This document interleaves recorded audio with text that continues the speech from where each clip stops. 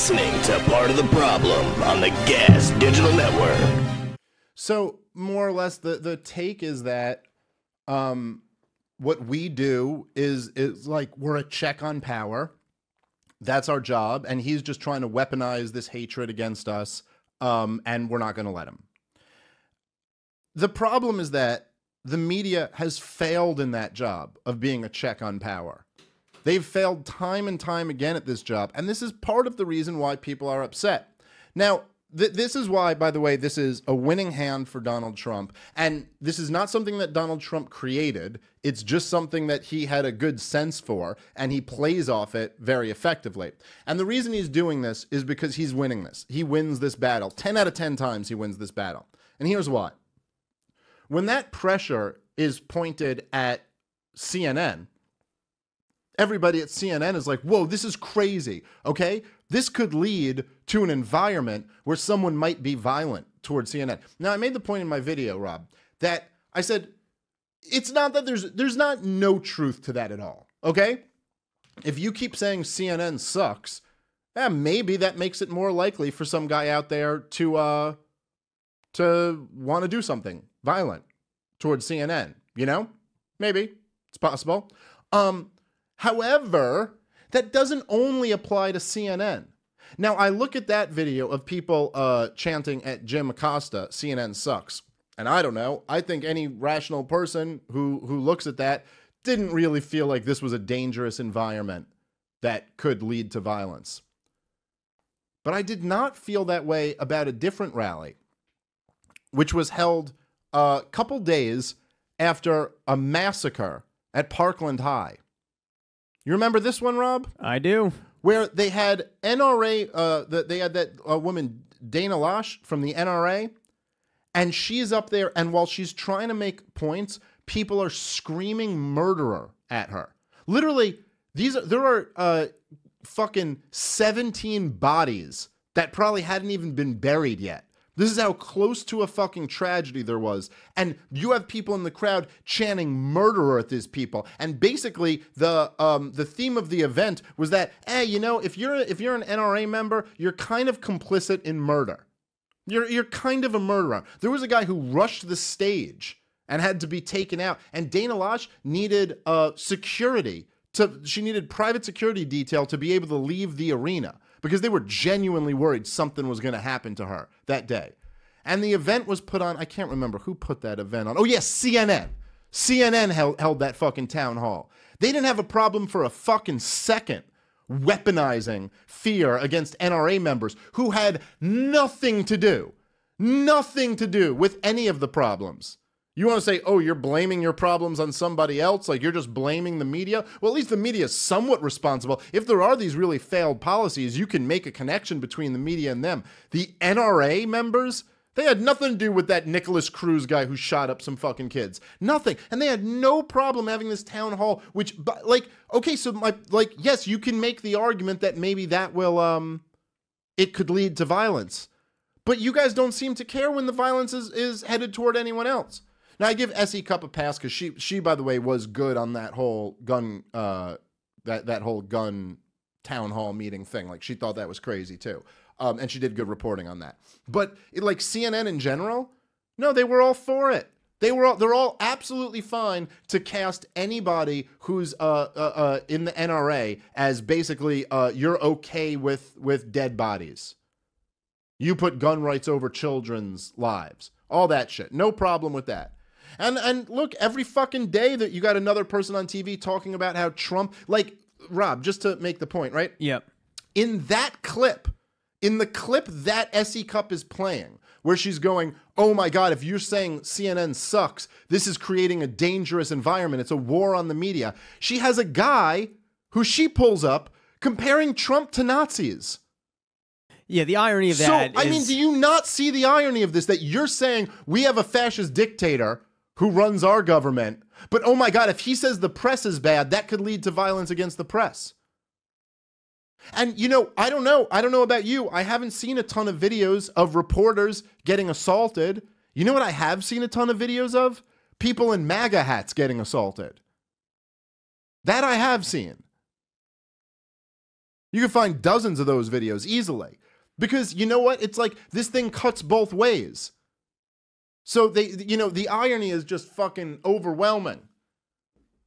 This is an odd defense play against being criticized. It's all the power grab. It's just the confidence game of, no, we're the only factual thing, and just the fact that we're being questioned. Just the fact that our legitimacy is being questioned undermines the validity of the media and our ability to have democracy and a press, and it's just nonsense. It's transparent, man. And this is why Trump, like I was saying, Trump wins this 10 out of 10 times, because the media, so Trump attacks the media, and then the media falls into defending the media, and now you kind of see them for what they are. It's like, oh, you guys aren't really advocates for the people. You're advocates for yourselves. You're just defending yourself. It's like that's what Trump has really exposed, I guess, particularly in the last few weeks. But I guess the mainstream media position is you're not allowed to criticize the CIA. You're not allowed to criticize the mainstream media. Can't do it. And yes, as the point you made, Rob, is just spot on. Absolutely perfect. That it's like, okay, so let's say like someone's criticizing me and they're going like, Dave Smith sucks. He's a shitty comedian and a shitty podcaster. And I come out and I go, guys, this type of language is dangerous. We can't have people saying that. You're like, do you really think it's dangerous? Or is it just that you don't like people saying you suck? Like, nobody likes hearing people say they suck, but the press would be if they were smarter, if they wanted to win more people over, they would just go, well, we believe in the First Amendment and Donald Trump has every right to say that. You know, like Jim Acosta could just sit there and say like, well, obviously these people aren't very happy with my reporting and I support their right to say that. But no, of course, they've got to convince you that this is leading to violence. A bunch of fucking elderly people chanting CNN sucks with a baby in a onesie. Oh my God. I couldn't actually believe some of the fact that SE played that clip of the guy calling Trump a Nazi or likening him to a Nazi. That didn't click, that, oh, maybe that could lead to violence also. And then that they actually showed the clip of the baby in a onesie and then the clip of that 90-year-old woman approaching Jim Acosta like, oh my God, this could just be so dangerous. Oh man. It is there is a real disconnect there, man. A real fucking disconnect. And of course, the reason why all these guys and the other thing that, and I mentioned this in the video as well, but the other thing that you would think, like if CNN really wanted to like deal with this problem, right? Like deal with the root of this problem. You'd think they would you'd think this would hit them a little bit harder. Like it wouldn't just convince them that President Trump is terrible and that they're really great people. You'd think they would go like, wow, this many people really think our journalism is terrible.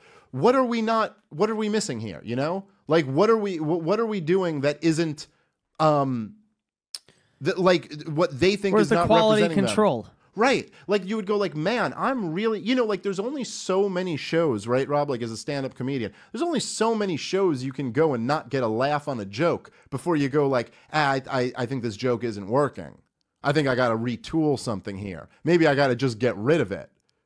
You can't just keep telling a joke that doesn't work and then be like, this is a dangerous environment when people don't laugh at this joke. They just don't get me. It's a bunch of dummies. Like, it's just, comedians serve a very important role, and this is dangerous for you to not be laughing at this joke. It's like, no, maybe it's the joke. Maybe this doesn't represent all comedy or the idea of comedy. Maybe it's just like, this joke isn't that funny. I mean, I just don't understand why you wouldn't go like, oh, maybe we should let's try for 5 fucking minutes to look at things through these people's perspective. And by the way, if you pull up that greatest hits clip that Tucker Carlson had that we played earlier in the show, is it really that hard to get it? Is it that hard to get why they hate Jim Acosta? Why they think of this as fake news? You have a White House correspondent who straight up has it in for Donald Trump, whose goal is to be against him and make him look bad at every turn, who was not like that with the last Democrat president. Didn't have that at all. And the other point like that I made in the video, oh, let's actually play that video. Here, let me have you search that, because this is a point that I said, this goes back before Donald Trump. And this was in 2012. So if you search in YouTube, search Newt Gingrich, King, CNN. It should be what pops up there. Let me see the screen.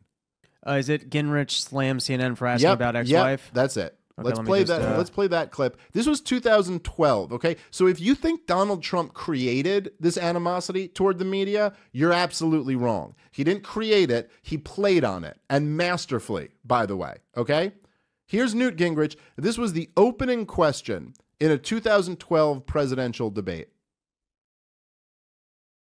and this is CNN as well. Gave an interview to ABC News and another interview at the Washington Post, and this story has now gone viral on the internet. In it, she says that you came to her in 1999 at a time when you were having an affair. She says you asked her, sir, to enter into an open marriage. Would you like to take some time to respond to that? No, but I will.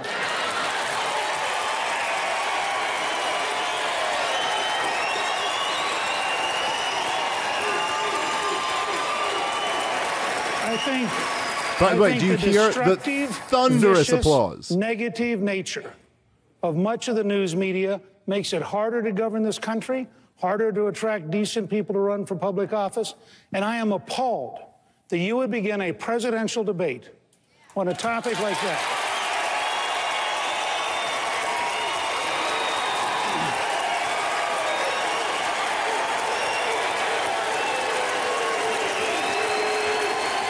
I mean, it's a standing O. Cheat. Every person in here knows personal pain. Every person in here has had someone close to them go through painful things.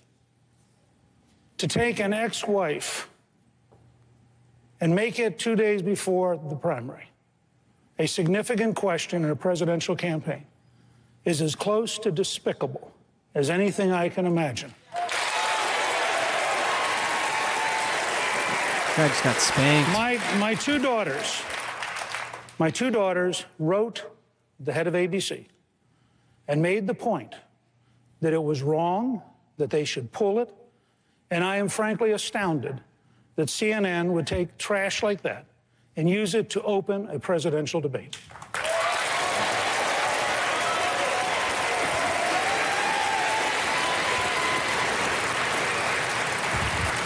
As you noted, Mr. Speaker, this story did not come from our network. As you also know, it is the subject of conversation on the campaign. I get your point. I take your point. John, it was repeated by your network. You chose to start the debate with it. Don't try to blame somebody else.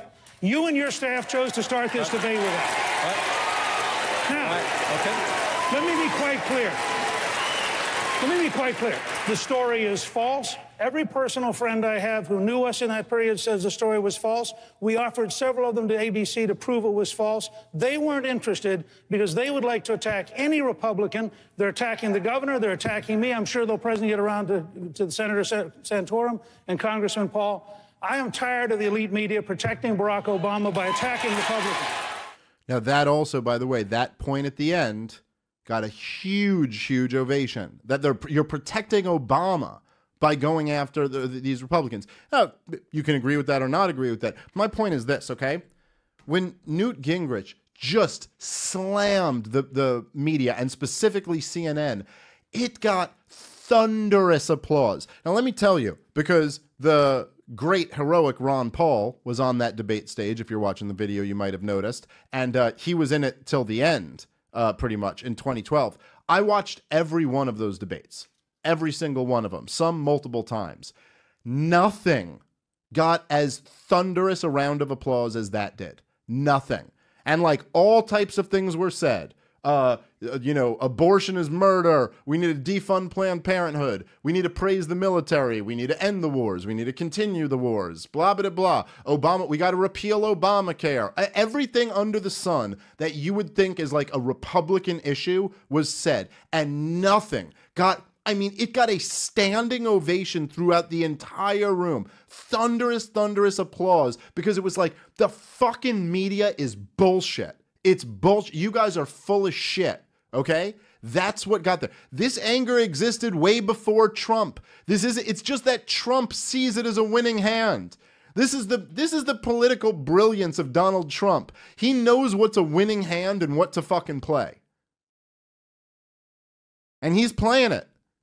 And the media is falling right into it because he's criticizing them, and then they're going, how dare you criticize us? But by the way, actually think about the point Newt Gingrich is making. I remember, by the way, at the time, I was furious about this because I thought they handed Newt Gingrich a slam dunk to open the debate, and I just wanted Ron Paul to win the debate. You know, like I actually wanted to talk about like monetary policy or the endless wars or like debt bubbles or, you know, things that fucking matter.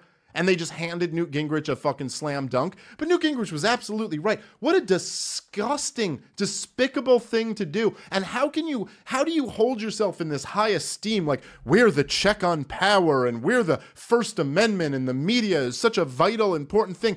The first question in a presidential debate that you ask is, oh, your ex-wife is talking shit about intimate details? Oh, she's saying you wanted to bang other chicks? And you talk to her about it? Like, that is, oh my God, that is fucking despicable. I mean, like, despicable on a level that we wouldn't. Like normal people are above this. If someone was applying for a job at Gas Digital and Ralph's first question to them was like, well, I talked to one of your ex-girlfriend and she said you were into really weird stuff sexually, you'd be like, what the fuck is wrong with Ralph? What a shitty thing to do.